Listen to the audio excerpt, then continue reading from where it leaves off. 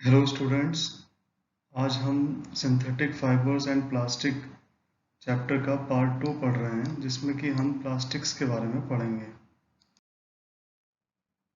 आपने प्लास्टिक्स के बने हुए डिफरेंट शेप और साइज के आर्टिकल्स को ऑब्जर्व किया होगा, जैसे कि bottles, mugs, polythene bags, clips, plastic chairs, handles of kitchen wares, doctors gloves etcetera. ठीक है। अब हम देख रहे हैं कि प्लास्टिक्स हैं क्या एक्चुअल में। ये क्या है? पॉलीमर्स हैं। और किस टाइप के पॉलीमर्स हैं?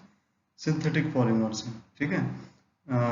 विच can be moulded into desired shape when soft and then hardened to produce a durable article। ठीक है। Plastic consist of very long molecules made by joining small molecules. इन स्मॉल मॉलिक्यूल्स को हम monomers कहते हैं, और जो लॉन्ग मॉलिक्यूल है उसको हम पॉलीमर कहते हैं। यहाँ पर हमने एक एग्जांपल लिया है प्लास्टिक का, जिसको हम कह रहे हैं पॉलीथीन। ये बना हुआ है पॉली और इथीन का। मीन्स यहाँ पे जो केमिकल कंपाउंड है जिसको हम मोनोमर कह रहे हैं, वो क्या है? इथीन है। ठीक है। तो इसके ज्वाइनिंग से, इन मोनोमर्स के ज्वाइनिंग से पॉलीथीन का फॉर्मेशन होता है। अब हमारे पास एक क्वेश्चन आता है, all all plastics of the same kind, or are there different types of plastics having different properties?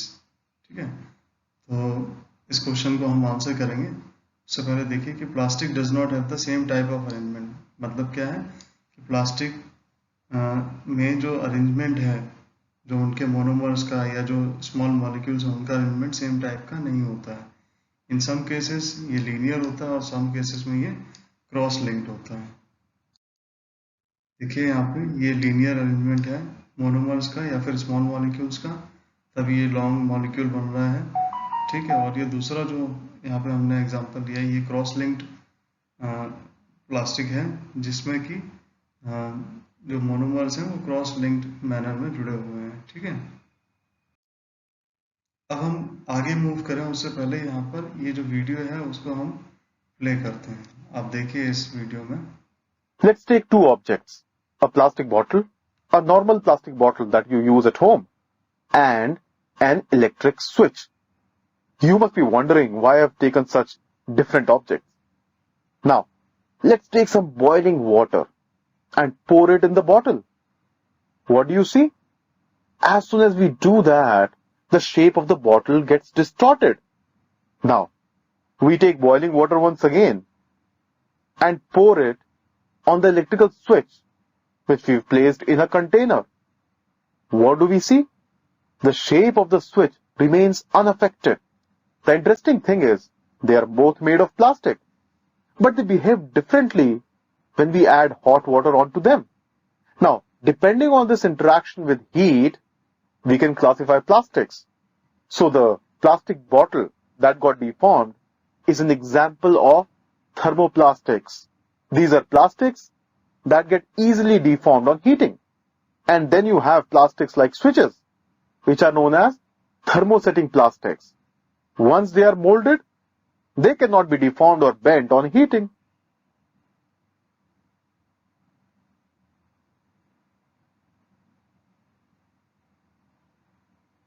चलिए, तो अब ये जो वीडियो है इसको देखकर हमें ये समझ में आया कि जो डिफरेंट ऑब्जेक्ट्स होते हैं वो डिफरेंटली बिहेव कर रहे हैं यहाँ पे। ठीक है। जैसे कि हमने यहाँ पे क्या लिया था, एक प्लास्टिक बॉटल लिया, दूसरा स्विच लिया था। दोनों दोनों पर क्या किया? हॉट वाटर को पोर किया गया। तो जो प्लास्टिक बॉटल है वो डिफॉर्म हो गया, लेकिन जो स्विच था वो हमारा डिफॉर्म नहीं हुआ। यहाँ से हम ये कंक्लूजन निकाल रहे हैं कि ये दोनों ही प्लास्टिक बॉटल और स्विच जो है वो डिफरेंट फॉर्म ऑफ प्लास्टिक्स हैं। अब हम प्लास्टिक्स को क्लासिफाई करते हैं दो कैटेगरीज में, depending on their interaction with heat. कौन कौन से ये दो कैटेगरी हैं? फर्स्ट कैटेगरी है, इसको हम बोल रहे हैं थर्मोप्लास्टिक, और दूसरा है थर्मोसेटिंग प्लास्टिक। ठीक है। अब हम पहले पढ़ेंगे थर्मोप्लास्टिक्स के बारे में। तो वो प्लास्टिक्स जो हीट करने पर डिफॉर्म्ड हो जाती हैं बहुत इजीली, उनको हम थर्मोप्लास्टिक्स कहते हैं। A plastic which can be softened repeatedly by heating and can be molded into different shapes again and again are called thermoplastics, ठीक है। और इसके जो एग्जांपल्स हैं यहाँ पे वो हमने लिए हैं पॉलीथीन एंड पीवीसी, ठीक है। ये थर्मोप्लास्टिक्स हैं। इनका यूज़ कहाँ पे करते हैं हम? टॉयज बनाने में, कॉम्स बनाने में और बहुत सारे टाइप के कंटेनर्स बनाने में यूज़ किया जाता है। और पॉलीथीन बैग्स तो हैं ही। दूसरा जो प्लास्टिक है, थर्मोसेटिंग प्लास्टिक्स। तो ये प्लास्टिक्स कैसे हैं? जो एक बार मोल्ड कर दिए जाएं अगर किसी शेप में, तो फिर उसके बाद में उनको डीफॉर्म नहीं किया जा सकता या बेंट नहीं किया जा सकता है हीट करके, ठीक है। A plastic which once set does not become soft on heating again and can not be moulded second time are called thermosetting plastics. इसमें जो एग्जांपल्स लिए हैं वो देखिए क्या लिए हैं, बेकेलाइट और मेलामाइन के एग्जांपल लिए हैं, ठीक है। तो बेकेलाइट का यूज़ क्या है? बेकेलाइट का हम यूज़ करते हैं क्योंकि ये पुअर कंडक्टर होता है हीट और इलेक्ट्रिसिटी का, इसलिए इसको हम इलेक्ट्रिकल स्विचेस बनाने में करते हैं और यूटेंसिल्स के हैंडल्स बनाने में यूज़ करते हैं। मेलामाइन जो है ये वर्सेटाइल मटेरियल है। ये फायर को भी रेजिस्ट करता है, टॉलरेट कर सकता है हीट को बेटर देन अदर प्लास्टिक्स।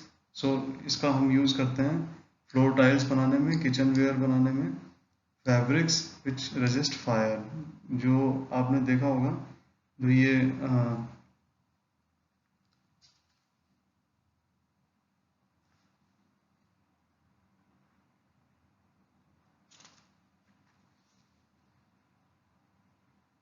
जो फायरमैन होते हैं उनका जो यूनिफॉर्म्स होते हैं वो they are coated with melamine to make them flame resistant, ठीक है। अब हम यहाँ पे एक और आपके लिए एक वीडियो हमने यहाँ पे अरेंज किया है, इसको आप देखिए और समझने की कोशिश करिए। As you can see on the screen, the handles of frying pans and other cooking utensils are made of plastic. But do you know the reason for this? It's easy.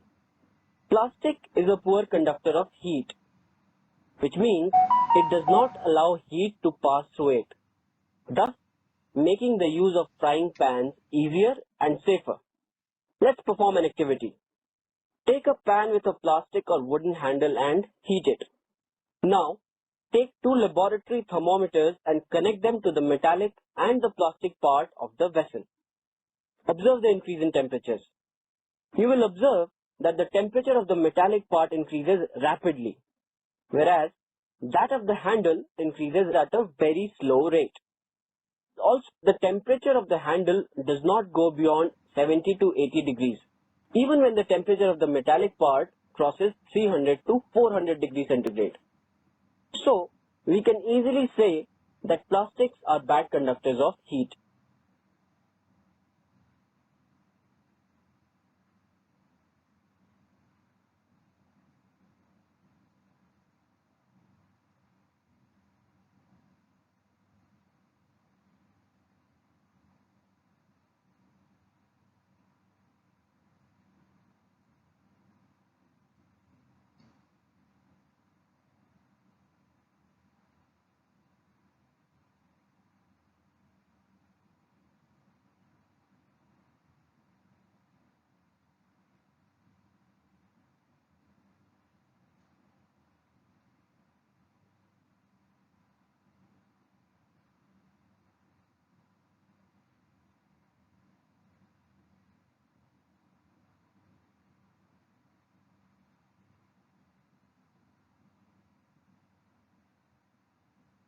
तो इस वीडियो को देखकर हमें क्या समझ में आया कि जो प्लास्टिक्स होते हैं वो they are poor conductor of heat. अब हम यहाँ पे प्लास्टिक्स के और भी प्रॉपर्टीज को यहाँ पे डिस्कस करेंगे, पढ़ेंगे, ठीक है। तो हम क्या बता रहे हैं कि प्लास्टिक्स आर लेस रिएक्टिव, या फिर बोल रहे हैं इनको दे आर केमिकली अनरिएक्टिव। मतलब ये एयर और वाटर के साथ रिएक्ट नहीं करते हैं। इसका मतलब क्या हो गया कि जिस तरीके से जो आयरन नेल है या फिर उस पर रेडिश ब्राउन लेयर आ जाता है जब वो ओपन में कुछ दिनों के लिए रख दिया जाता है, क्योंकि वो क्या है, रिएक्टिव होता है, तो वो एयर और वाटर के साथ इजिली रिएक्ट करके क्या करता है, कोरोजन हो जाता है, उसमें रस्ट फॉर्म हो जाता है, वही रेडिश ब्राउन लेयर के फॉर्म में डेवलप होता है। लेकिन प्लास्टिक्स क्योंकि केमिकली अनरिएक्टिव है, ठीक है, तो ये रिएक्ट नहीं करते हैं, इसका मतलब they are resistant to corrosion, ठीक है।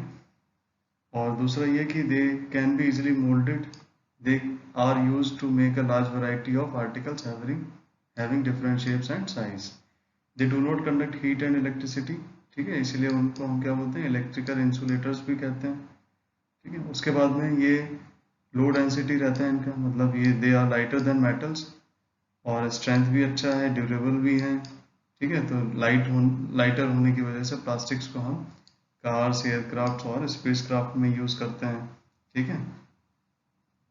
उसके बाद में ये जनरली चीप भी होता है मेटल्स के कंपैरिजन में, इसलिए इसको हम हाउस होल्ड और इंडस्ट्रियल आर्टिकल्स बनाने में यूज़ करते हैं, ठीक है। आपने देखा होगा जैसे जो नॉन स्टिक कुकवेयर्स होते हैं वो टेफ्लॉन के बने होते हैं, एक प्लास्टिक होता है which is resistant to oil and water, ठीक है। इसी तरीके से जो माइक्रोवेव ओवन्स होते हैं वो भी they are coated with a special kind of plastic which allows the cooking of food without affecting the vessel, ठीक है। और आपने देखा होगा जो मेडिकल इंस्ट्रूमेंट्स हैं जैसे कि सिरिंजेस हैं, threads for stitching wounds, doctors gloves, ये सभी भी प्लास्टिक्स के ही बने होते हैं जो कि हेल्थ केयर इंडस्ट्री में यूज़ होते हैं, ठीक है। तो और भी बहुत सारे लाइट वेट होते हैं, इसलिए हम इनका कंटेनर्स, जार्स, बकेट्स, मग्स बनाने में यूज़ करते हैं, ठीक है।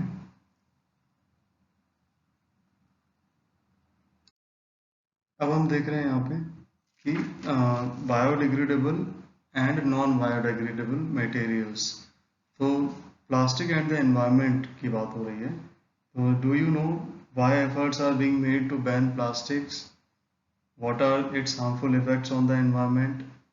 तो बहुत सारे डिफ़िकल्टीज फेस करते हैं जब हम प्लास्टिक को डिस्पोज करने जाते हैं, क्योंकि प्लास्टिक जो है वो एक्यूमुलेट होते रहते हैं पॉलीथीन बैग्स के फॉर्म में, रैपिंग फूड जिसका हम यूज़ करते हैं फूड आइटम्स को रैप करने में, जार्स, कंटेनर्स बनाने में, तो उन सबके डिस्पोजल में बहुत ये जो वेस्ट है वो एक, इनका जो डिस्पोजल है वो एक मेजर प्रॉब्लम है, ठीक है। अब depending upon whether a substance degrades or not when thrown directly in nature, in materials को हम दो कैटेगरीज में क्लासिफाई करते हैं, एक तो बायोडिग्रेडेबल है, दूसरा है नॉन बायोडिग्रेडेबल। बायोडिग्रेडेबल मटेरियल कौन है, वो मटेरियल जो कि नेचुरल प्रोसेस से डिकम्पोज हो जाता है, जैसे कि by the action of bacteria, तो उसको हम बायोडिग्रेडेबल कहते हैं, ठीक है। ये एनवायरनमेंट फ्रेंडली होते हैं, पॉल्यूशन नहीं कॉज करते हैं। और दूसरा जो सब्सटेंस है उनको बोल रहे हैं they are not easily decompose by the natural process, ठीक है, ये डिकम्पोज नहीं होते हैं, तो इसको हम बोलते हैं non biodegradable, they are not environment friendly, ठीक है। अब कुछ वेस्ट जैसे हम यहाँ पे डिस्कस कर लेते हैं कि जो peels of vegetables, fruits, left over food items हैं, इनको 1 से 2 वीक लगता है अप्रोक्सीमेटली डिकम्पोज होने में, ठीक है। पेपर को 10 से 30 डेज लगते हैं डिकम्पोज होने में। तो ये दोनों ही एग्जांपल जो हमने बताया आपको ये बायोडिग्रेडेबल हैं। फिर इसके बाद हम देखते हैं मेटल्स, मेटल कैंस जैसे टिन, एल्यूमिनियम, इनको 100 से 500 ईयर्स लगता है डिकम्पोजिशन में, ये नॉन बायोडिग्रेडेबल हैं। प्लास्टिक बैग्स, इनका ड्यूरेशन क्लियर ही नहीं है, सेवरल ईयर्स लगते हैं, मीन्स 500 ईयर्स से भी ज़्यादा लग सकते हैं, तो ये भी नॉन बायोडिग्रेडेबल में है। अब जब डिकम्पोजिशन पॉसिबल नहीं है नेचुरल प्रोसेस से, तो क्या होता है कि ये जो सब्सटेंसेस हैं, नॉन बायोडिग्रेडेबल सब्सटेंस, ये हमारे एनवायरनमेंट को बहुत ज़्यादा हार्म पहुंचाते हैं, ठीक है। हमें पता है कि प्लास्टिक जो है वो हमारे लाइफ का, डे टू डे लाइफ का बहुत इंपॉर्टेंट पार्ट है, लेकिन ये हमारे एनवायरनमेंट के लिए भी तो हार्मफुल है, ये एनवायरनमेंट पॉल्यूशन कॉज करता है, ठीक है। इसकी वजह से हमें क्या करना पड़ेगा, अगर हम इसको बर्न करें, एक सोल्यूशन कुछ लोग बताते हैं कि हम क्या करें, प्लास्टिक को बर्न कर दें। तो आपको मालूम है कि जब हम प्लास्टिक को बर्न करेंगे या किसी भी सिंथेटिक फाइबर को बर्न करते हैं, उसका जो प्रोसेस है ये बर्निंग का, वो स्लो होता है और इनकम्प्लीट भी होता है। साथ ही साथ में इसमें पॉइजनस गैसेस भी रिलीज होती हैं जो कि एयर पोल्यूशन कॉज करता है। तो जो डिस्पोजल है वो अभी तक सॉल्व नहीं हुआ है, प्लास्टिक्स को कैसे डिस्पोज करें, ठीक है। आपने और भी देखा होगा कि जो प्लास्टिक्स हैं वो एनिमल्स जैसे कि काउज, इनके लिए भी हार्मफुल हैं, क्योंकि ये क्या करते हैं, पूरे जो पॉलीथीन बैग्स हैं या फूड रैपर्स हैं उनको गार्बेज डंप से लेकर पूरा का पूरा सैलो कर जाते हैं, और जो कि क्या कर सकता है, उनका रेस्पिरेटरी ट्रैक और जो लाइनिंग ऑफ स्टमक है उसको चोक कर सकता है, जिसकी वजह से उनका डेथ भी हो जाता है एनिमल्स का। तो how can this problem be solve? तो इसके लिए क्या करेंगे हम, बहुत सारे अटेम्प्ट्स किए जाते हैं इन्वायरमेंट फ्रेंडली मेथड, जिसकी वजह से कि हम इस प्लास्टिक वेस्ट को डिस्पोज कर पाएँ, लेकिन अभी तक the only solution we have to this problem is to avoid the use of plastics as much as possible। ठीक है, हम क्या करें, हम जो कॉटन या फिर जूट, जो नेचुरल फाइबर्स हैं, उनके बने हुए बैग्स का यूज़ करें शॉपिंग के लिए, rather than using polythene bags. ठीक है, और इसके बाद में हमें क्या करना चाहिए, हमें सेपरेट गार्बेज बिन्स रखने चाहिए, बायोडिग्रेडेबल और नॉन बायोडिग्रेडेबल वेस्ट के लिए घर में कलेक्ट करना चाहिए। फिर जो गवर्नमेंट जो है उसने भी प्लेस कर रखे हैं सेपरेट गार्बेज बिन्स, बायोडिग्रेडेबल और नॉन बायोडिग्रेडेबल वेस्ट को अलग अलग करने के लिए। तो हमें क्या करना चाहिए, रिस्पॉन्सिबल सिटीजन होने के नाते हम ऐसे वेस्ट को सेपरेटली कलेक्ट करें और उसके बाद उनको डिस्कार्ड करें प्रॉपरली। ठीक है, ताकि जो पॉल्यूशन है हमारे एनवायरनमेंट का वो रोका जा सके। ठीक है, तो ये सारे मेथड्स हमने यहाँ पे डिस्कस किए, और इसके साथ साथ में आप यहाँ पे क्या करेंगे, हम ये 3R जो है, कहीं कहीं पे लिखा होता है 4R। ठीक है, तो ये 3R या जो भी 4R हैं, इनको भी हम केयरफुली यूज़ करें। ठीक है, क्या है ये 3R? रिड्यूस, हमारा जो यूसेज है उसको रिड्यूस करें, रीयूज़ कर लें अगर वो रीयूज़ हो सकता है, और रिसाइकिल एंड रिकवर। ठीक है, तो ये मेथड्स हैं जिससे कि हम अपने एनवायरनमेंट को सेव कर सकते हैं। ठीक है।